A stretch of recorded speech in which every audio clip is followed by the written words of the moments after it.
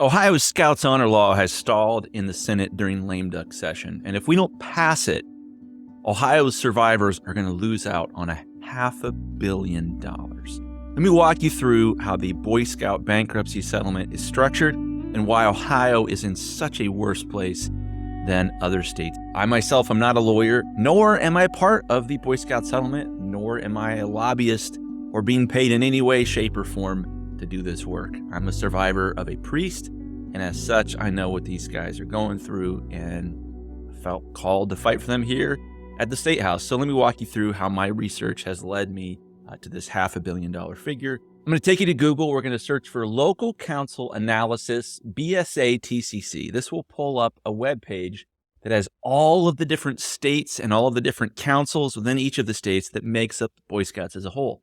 Here in Ohio, we have 10 different councils. And let's use the Great Trail Council as an example. There are 227 survivors from this particular council, and they should expect to split amongst them $26.7 million. However, there's a footnote, and the footnote has some quirks to it. So let's scroll down to the very bottom of this page to try to understand why Ohio survivors are only going to get 30 to 45% of the settlement that they are entitled to. This footnote says the base matrix low value of a claim is the base value of a claim reduced by the low end range of the statute of limitations scaling factor. What is a statute of limitations scaling factor? Great question.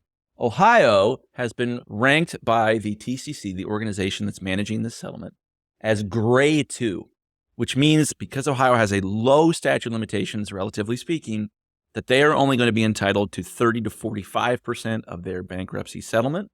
This total claims value that I pulled from each one of these web pages that I just showed you, I added them up, and right now Ohio survivors can expect a low-end estimate of $215.5 million coming to them if we can remove the statute of limitations for Boy Scouts that are within a bankruptcy settlement.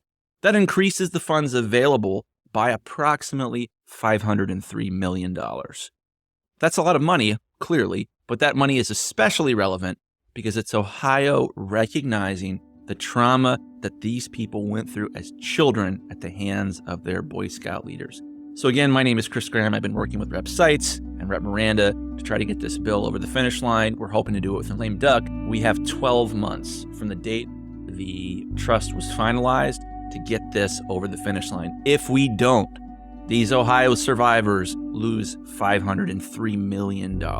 It's insult to injury for what they've already experienced at the hands of their Boy Scout leaders. We need to honor these scouts by giving them the same amount of their bankruptcy settlement that they would have received had their abuse happened in a state like Louisiana or California or even Michigan. Please help me honor these survivors here in the state of Ohio and get them their full due. Again, I'm not part of the settlement. I'm not getting paid a penny to do this. It's just me being a private citizen and advocating for these guys. Thank you so much and have a great day.